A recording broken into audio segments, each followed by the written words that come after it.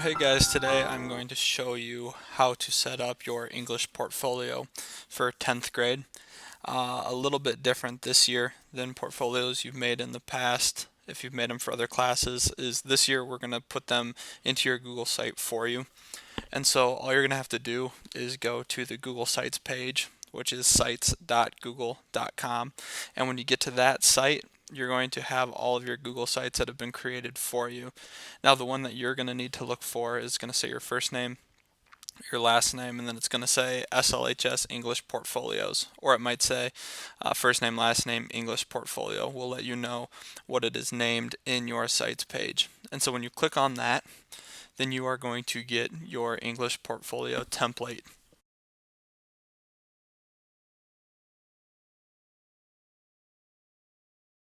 So everyone in the class is going to have a similar template, and so all the pages are going to be the same. It'd be a lot like if you're taking chemistry or physics with Mr. Ranking. He has you all get his template that he made, except we just pushed the template to you instead. And so today what I'm going to do is I'm going to spend a little bit of time talking about what this template looks like, what I expect you to do with it, and how you can edit it and change it to make it your own.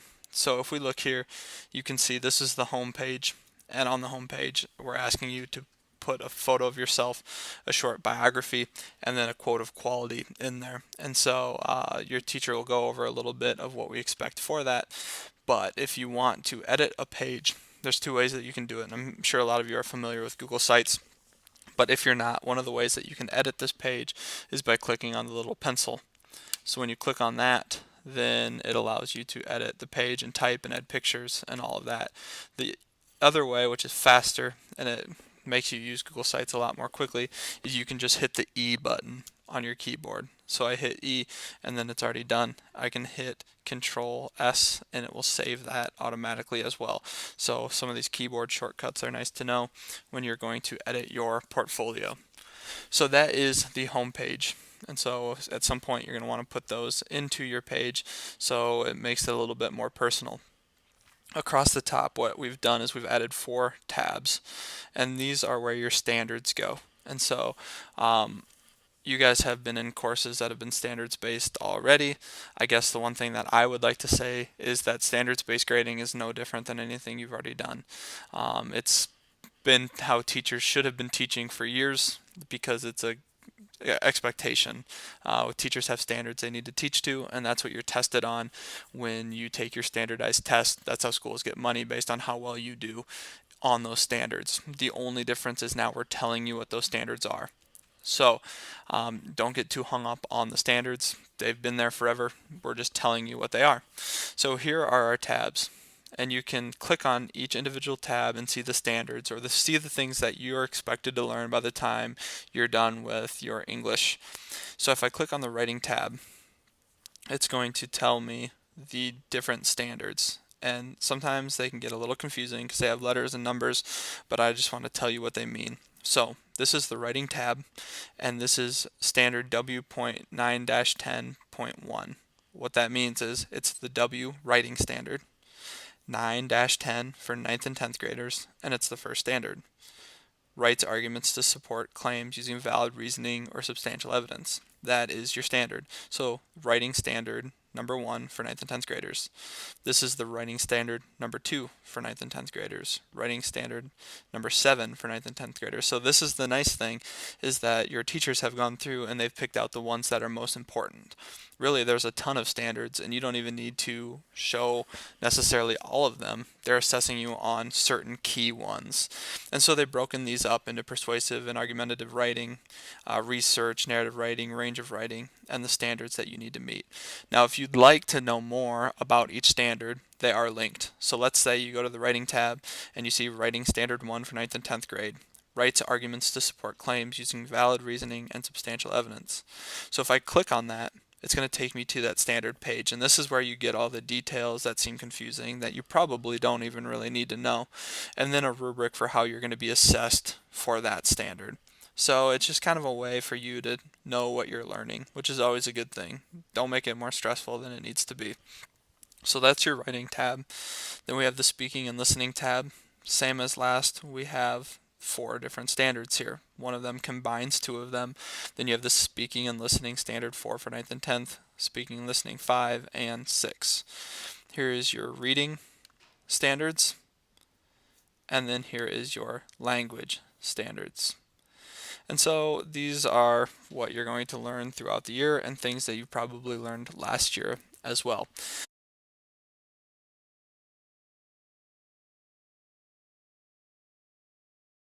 Now, the one thing that makes this a little bit different is we now have what we call an artifact matrix. And so if you click on that tab on the left hand side, it will take you to that. And what I've done here is I've created a matrix for you to embed your work. Really what you can think of this portfolio as is like a digital folder, because since we're one-to-one, we're not needing as many things printed, and so we can use our computers, and this is a way to store your work. So we have a writing matrix and a speaking listening matrix and a reading matrix and a language matrix.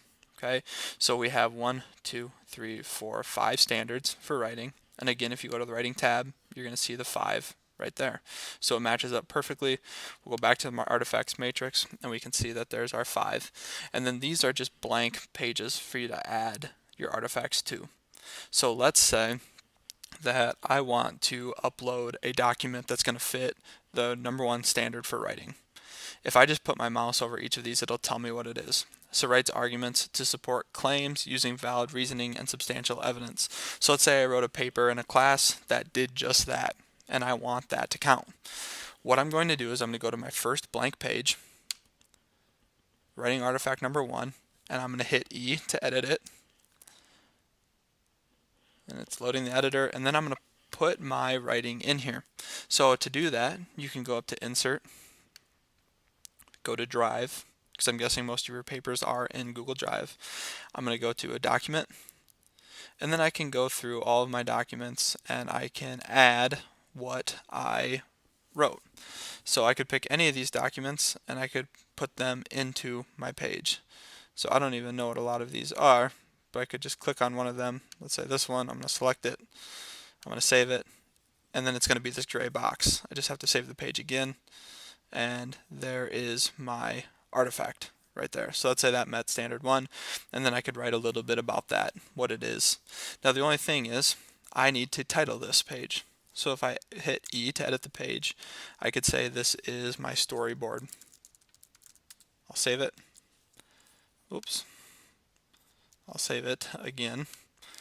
And now my artifact is in there. So I go back to my matrix. Remember, I put that in number 1, so I can click on number 1. There's my artifact. So I want to rename this number 1. So just like any other page, I go to edit, and I'm just going to rename this to storyboard. Alright, the one thing you want to do is when you edit these, you want to make sure that that link stays there. So you can see that right now it's linked to 1. We want to make sure it stays linked to 1. So you can usually just type that in between the numbers so the link stays, and then I can save it. Alright, so their storyboard is still linked to that page. That takes me to the storyboard since I already set it up for you. Now the thing is that artifact met one of these standards. It met writing 9 and 10 standard 1. So I want to put a check mark in that. So my storyboard met that page. Now I'm going to save it.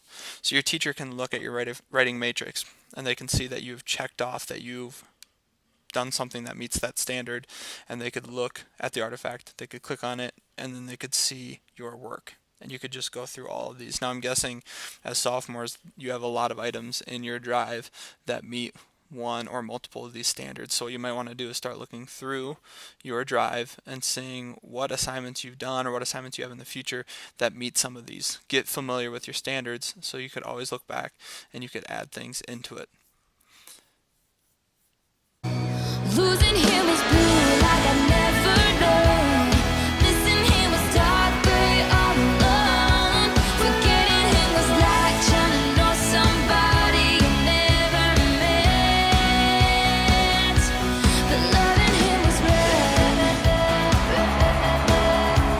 Alright, I want want to spend a little bit of time now showing you how you can customize your portfolio with like a different theme or color or background. So to do that, you're going to want to click on the little gear that is in the upper right hand corner, or a shortcut would press the M key on your keyboard, and you need to go down to Manage Site. So when you click on Manage Site, it's going to take you to all the options that you can play with your site with, and the one we want to click on is at the very bottom of the left hand toolbar, and that is Themes, Colors, and Fonts. When I click on that, it gives me all the options. Here are all their preset themes, and so you can look. It starts out with the ski theme, but you can look through and you can change it to whatever you want, however you want it to look, and so you can play with those and see which one best fits you. And then you can also go through these different tabs and you can change certain colors. You can change link colors, title colors, really whatever you want. And once you have the type of theme that you want, you can go up to save, and you can save that, and then you just hit this button right here and it'll take you back to your site. And that is how you change the theme of your web page. Thank you. That's all I can to say right now is thank you, and I'll spend the rest of my life trying to thank you for this and for how fun you've made my life.